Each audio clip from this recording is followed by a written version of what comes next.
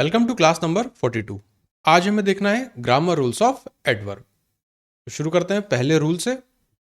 Much is used before past participle and adjective या फिर adverb of comparative degree. Much का प्रयोग आपको कब करना होता है? जब भी पास्ट पार्टिसिपल दिखे या फिर कंपैरेटिव डिग्री हो। एग्जाम्पल से समझिए। I was very surprised eight hearing the news. अब यहाँ पे सरप्राइज्ड, ये क्या है? पास्ट पार्टिसिपल का फॉर्म है और उसके पहले क्या लगा हुआ है? वेरी। इसलिए ये वाला सेंटेंस है गलत। सही सेंटेंस क्या होना चाहिए? I was much surprised eight hearing the news. तो सरप्राइज्ड हमारा पास्ट पार्टिसिपल फॉर्म है और मच उसके साथ हमने यूज किया है, तो ये सेंटेंस हो गया हमारा सही। अब बात आती है कि वेरी को कब हम यूज करेंगे। तो very is use before present participles and adjective या एडवर्ब ऑफ पॉजिटिव डिग्री। तो या तो प्रेजेंट पार्टिसिपल हो या फिर पॉजिटिव डिग्री हो, वहां पर हम वेरी का प्रयोग करते हैं। जैसे the news is much surprising. तो सरप्राइजिंग अगर आप इसे देखें तो यह है प्रेजेंट पार्टिसिपल, उसके पहले आपने लगा दिया है मच, तो ये हो गया गलत। सही सेंटेंस क्या होगा? The news is very surprising. अब ये सही हो गया। तो मच और वेरी में आपको पास्ट पार्टिसिपल और प्रेजेंट पार्टिसिपल ये अंतर, दूसरा कंपैरेटिव डिग्री या पॉजिटिव डिग्री ये दूसरा अंतर।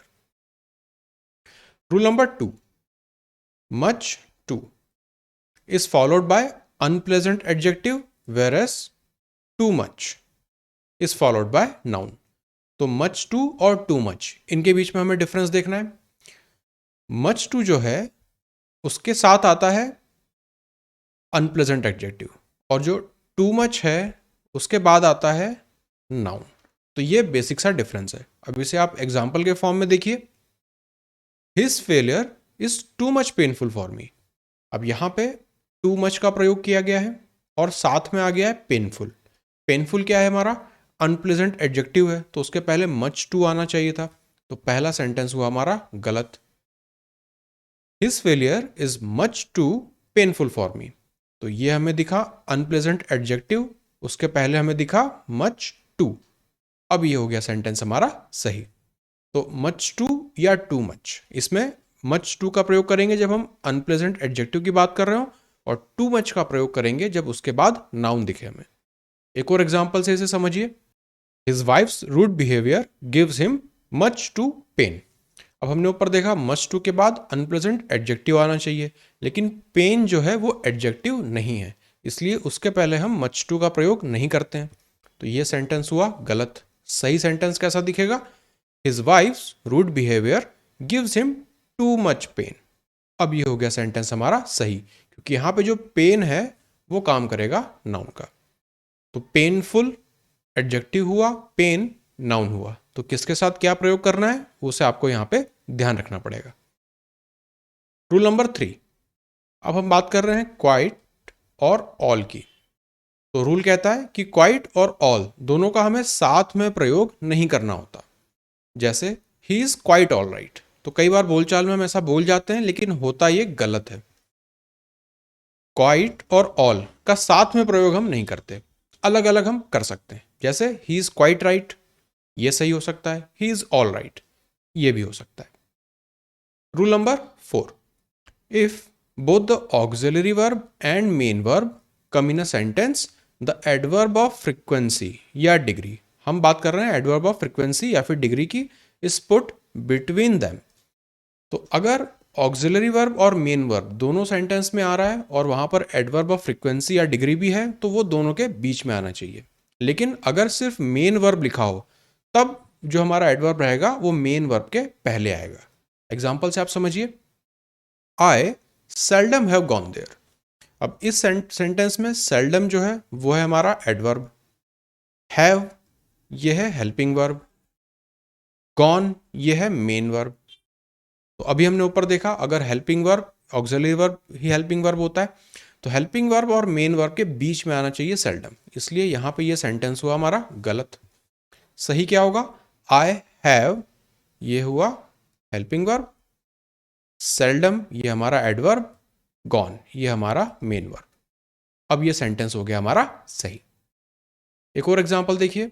Mrinal goes usually to shop every Saturday. अब यहाँ पे गोज ये हमारा मेन वर्ब है, यूजुअली हमारा यहाँ पे एडवर्ब है, और कोई यहाँ पे हमारा हेल्पिंग वर्ब नहीं है, इसलिए जो एडवर्ब है वो मेन वर्ब के पहले आना चाहिए था। तो ये सेंटेंस हुआ गलत। सही सेंटेंस क्या होगा?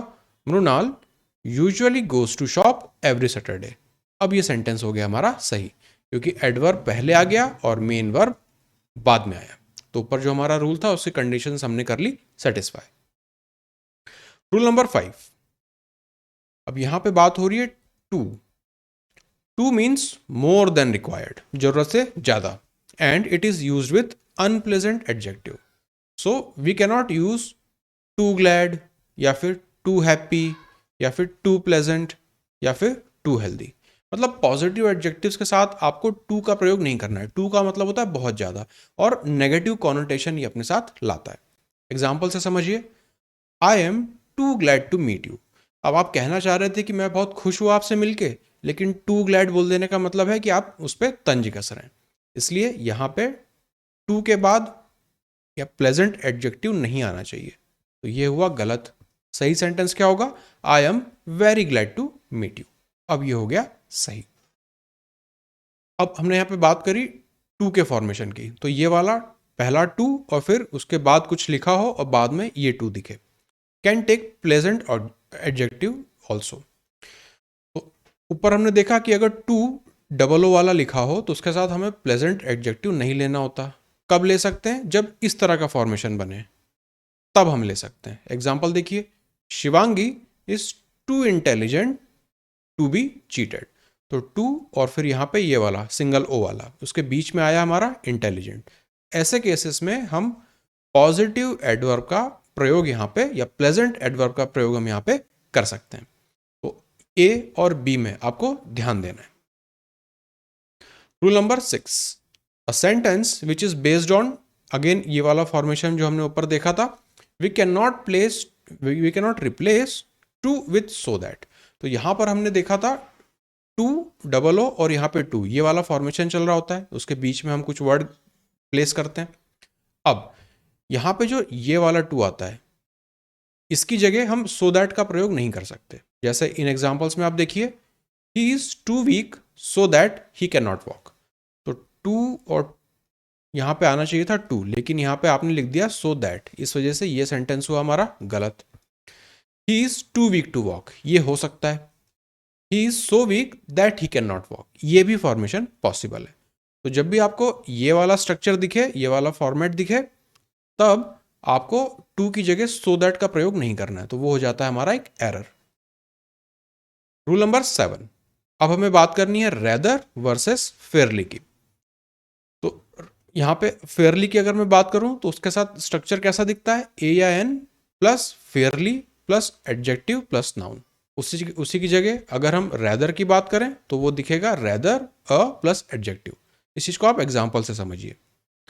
अ फेयरली गुड बुक, तो अ फेयरली, उसके बाद एडजेक्टिव आ गया हमारा गुड, और उसके बाद आ गया नाउन। वहीं पे अगर हम दूसरे वाले केस की बात करें तो रेदर अ डिफिकल्ट प्रॉब्लम, तो रेदर दिखा, फिर यहाँ पे आर्टिकल आया, फिर एडजेक्टिव आ गया, और उसके बाद जो भी हमारा आगे के वर्ड्स हो, यहाँ पर आएगा वो नाउन। तो ये दो स्ट्रक्चर हैं रेदर और फेयरली को यूज करने के, तो इनसे आप अच्छे से फेमिलियर हो जाइए। A fairly good book, rather और डिफिकल्ट प्रॉब्लम। तो यहाँ पे जो आर्टिकल है उसकी प्लेसमेंट आप देखिए, फेयरली के पहले यहाँ पर आता है और रेदर के बाद में आता है। Rule number 8, there are some differences between fairly and rather. तो ऊपर जो हमने देखा उसको हम थोड़ा सा और डिटेल में जाएंगे। Fairlie is use with positive degree, जैसे फेयरली वाइज, फेयरली गुड। वहीं पर rather is use with positive and comparative. तो फेयरली को हमें सिर्फ पॉजिटिव डिग्री के साथ यूज करना है, रेदर को हमें पॉजिटिव या फिर कंपैरेटिव डिग्री के साथ हम यूज कर सकते हैं। रेदर वर्स, वर्स क्या है? Comparative degree. रेदर गुड तो पॉजिटिव डिग्री है। दूसरा, Fairlie is not followed by two. तो ये तीसरा पॉइंट हो गया कि फेयरली के बाद हमें टू का प्रयोग नहीं करना होता। In such sentences rather is used. Example देखिए, फेयरली टू गुड, तो ये वाला हो जाएगा गलत, क्योंकि फेयरली के बाद टू नहीं आता। रेदर टू गुड, अब ये सेंटेंस हो गया हमारा सही, क्योंकि रूल नंबर यहाँ पे जो थर्ड पॉइंट है इसके हिसाब से फेयरली के बाद टू हमें नहीं दिखता। अगर हमें टू का प्रयोग करना ही है तो उसकी जगह फिर हम रैदर लिखेंगे, rather too good. Rule number 9, enough.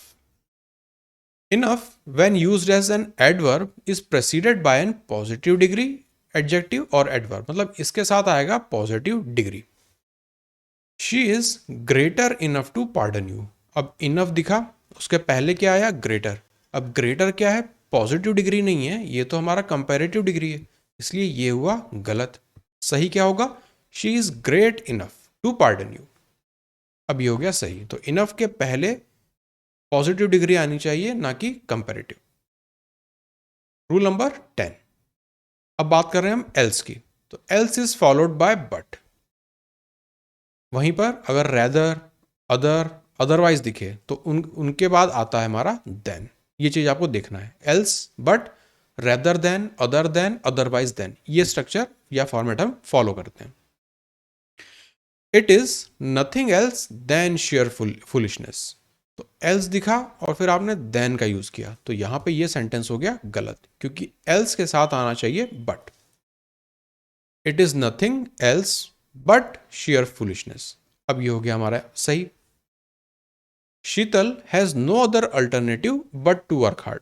हमने देखा अदर, अदरवाइज या फिर रेदर के बाद आएगा देन, ना कि बट, इसलिए ये सेंटेंस हुआ गलत। Sheetal has no other alternative then to work hard. अब ये सेंटेंस हो गया हमारा सही। तो एडवर्ब में इन जनरल बहुत छोटी छोटी सी चीजें हैं, डिफरेंसेस क्रिएट कर देती हैं, प्लस बहुत सारे छोटे छोटे रूल्स यहाँ पे चल रहे हैं, कब किसका प्रयोग करना है नहीं करना है, स्ट्रक्चर इंपॉर्टेंट है, फॉर्मेट यहाँ पे इंपॉर्टेंट है। तो ये आज हमने बात करी 10 रूल्स की। अभी एडवर्ब के और रूल्स बचे हुए हैं, उन्हें हम कवर करेंगे अगली क्लास में।